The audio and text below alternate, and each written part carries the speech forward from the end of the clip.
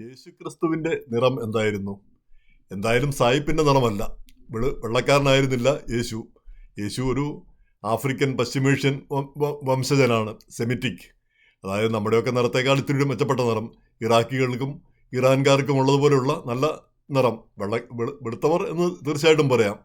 എങ്കിലും പിന്നെ കോക്കേഷ്യൻ ആയിരുന്നില്ല.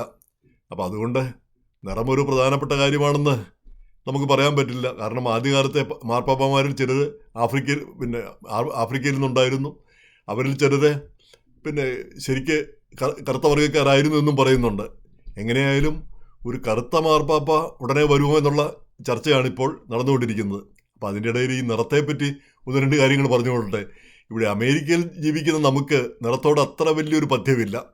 ഇപ്പം അതിൻ്റെ ഏറ്റവും നല്ല ഉദാഹരണം, നമ്മുടെ മക്കൾ ഒരു കറുത്ത വർഗ്ഗക്കാരനെ വിവാഹം കഴിച്ചാൽ നമ്മളാരും ഓക്കെ, അത് അവരുടെ ഇഷ്ടം എന്നേ പറയുള്ളൂ. അത് വിവാഹം കഴിക്കരുതെന്നോ അല്ലെങ്കിൽ നാട്ടിലെ പോലെ അതിശക്തമായിട്ടുള്ള എതിർപ്പൊന്നും നമ്മളിൽ ആരും തന്നെ പ്രകടിപ്പിക്കാൻ തോന്നുന്നില്ല. നമ്മൾ ആഗ്രഹിക്കുന്നുണ്ട്, ഒരു വെളുമ്പനെ വേണേൽ കെട്ടിക്കോട്ടെ, വെളുമ്പനെ കെട്ടിയാൽ വളരെ സന്തോഷം, കൊണ്ടു നടക്കാൻ നമുക്ക് ഒരു സന്തോഷം കൂടുതലുണ്ട്. കറമ്പനയാണെങ്കിൽ നമുക്ക് അത്ര സന്തോഷമില്ല, നമുക്ക് താല്പര്യവും കുറവുണ്ട്.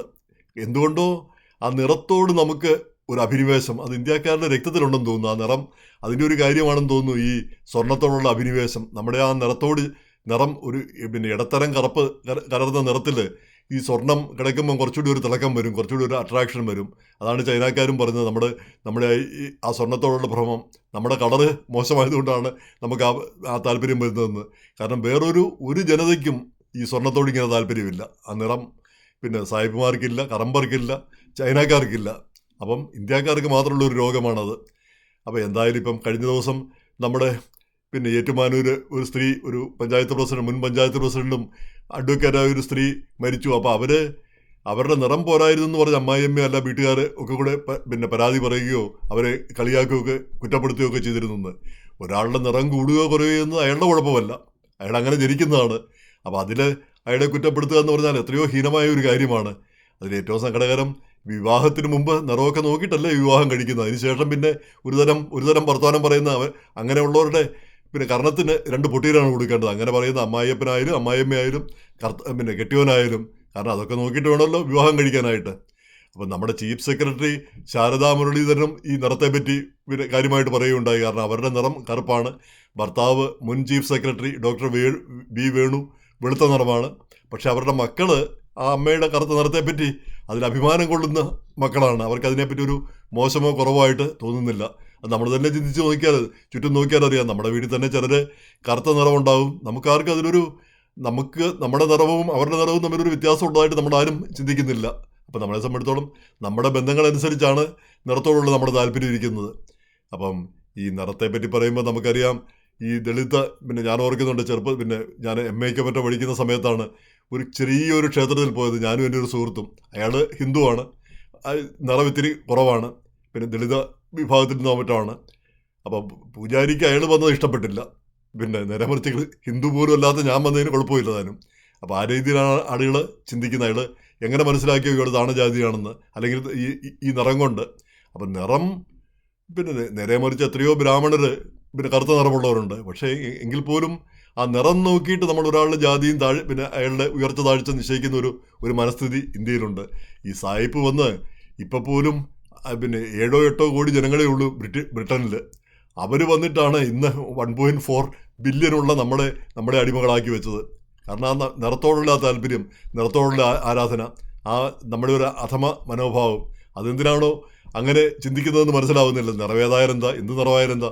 ഒന്നാമത് നിറം ദൈവം തമ്പുരാൻ തന്ന നിറമാണ്. അത് ഏതായാലും സന്തോഷമുള്ള കാര്യം തന്നെ. നമ്മളതിനെ എതിർക്കുന്നു എന്ന് പറയുന്നത് തന്നെ ഏറ്റവും വലിയ തെറ്റ്. അപ്പോൾ ഇവിടെ നമ്മുടെ ചിന്താവിഷയം, ഒരു കറുത്ത മാർപ്പാപ്പ വരാനുള്ള സാധ്യത എന്താണ്? നല്ല യോഗ്യരായ നല്ല ആളുകളുണ്ട്, നല്ല കർദിനാൾമാരുണ്ട്. ആഫ്രിക്കയിൽ നിന്നും, അമേരിക്കയിൽ നിന്ന്, ഇപ്പോൾ കരീബിയനിൽ നിന്ന് ഹെയ്ത്തിയിലെ കർദിനാൾ ഒരു കറുത്ത വർഗ്ഗക്കാരനാണ്. അമേരിക്കയിലെ ഒരു കർദിനാൾ വിൽട്ടൺ ഗ്രിഗറി, പക്ഷേ അദ്ദേഹം എമേരിറ്റസ് ആണ്, 80 കഴിഞ്ഞു. അദ്ദേഹവും കറുത്ത വർഗ്ഗക്കാരനാണ്. അവരുമൊക്കെ പങ്കെടുക്കുന്നുണ്ട്. 15 കറുത്ത വർഗ്ഗക്കാരായ കർദിനാൾമാർ ഈ കോൺക്ലേവിൽ പങ്കെടുക്കുന്നുണ്ട്.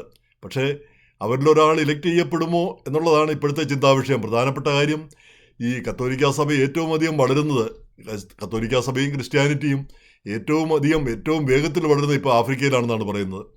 മറ്റെല്ലായിടത്തേക്കാളും കൂടുതൽ.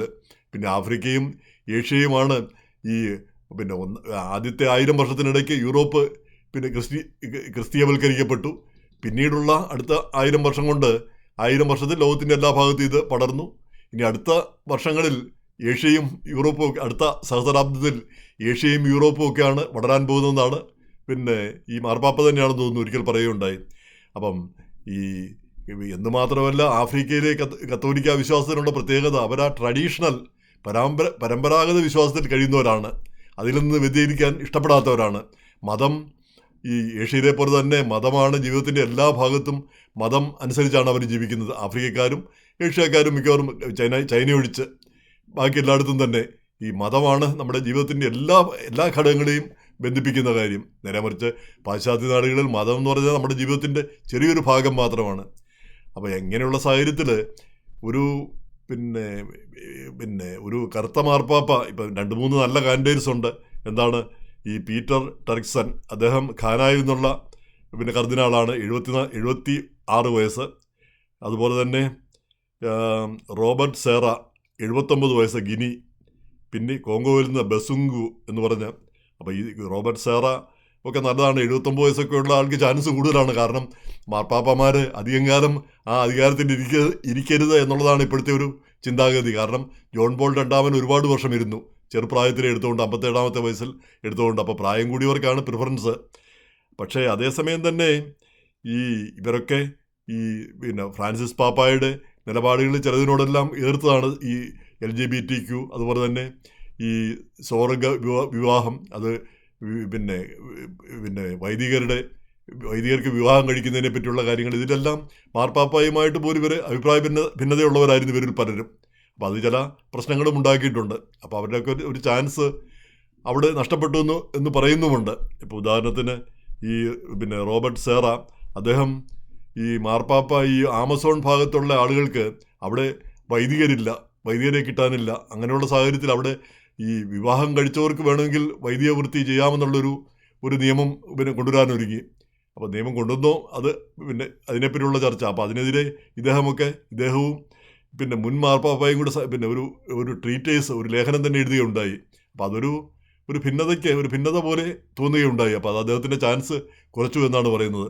അപ്പോൾ എന്തായാലും ഇപ്രാവശ്യം ഒരു ബ്ലാക്ക് പോപ്പിനുള്ള സാധ്യതയൊന്നും കാണുന്നില്ല. ഏറ്റവും സാധ്യത കാണുന്നത് ഇറ്റലിയിൽ നിന്നുള്ള ഒരാൾ ആയിരിക്കുമെന്നുള്ളതാണ് നമ്മുടെയൊക്കെ ഒരു ഇൻഡ്യൂഷൻ, ഒരു മനസ്സിൽ തോന്നുന്ന ഒരു കാര്യം. അതിൽ ഇപ്പോൾ പ്രധാനമായിട്ടും നമ്മുടെ എല്ലാം പെട്ടെന്ന് മനസ്സിൽ വരുന്നത് ഈ secretary of state Pietro Parolin, അദ്ദേഹമായിരിക്കും എന്നുള്ളൊരു ധാരണയാണ് പൊതുവിൽ ഉണ്ടാവുക. പക്ഷേ നിർഭാഗ്യവശാൽ അദ്ദേഹം വത്തിക്കാൻ നയതന്ത്ര സർവീസിലെ അംഗമാണ്.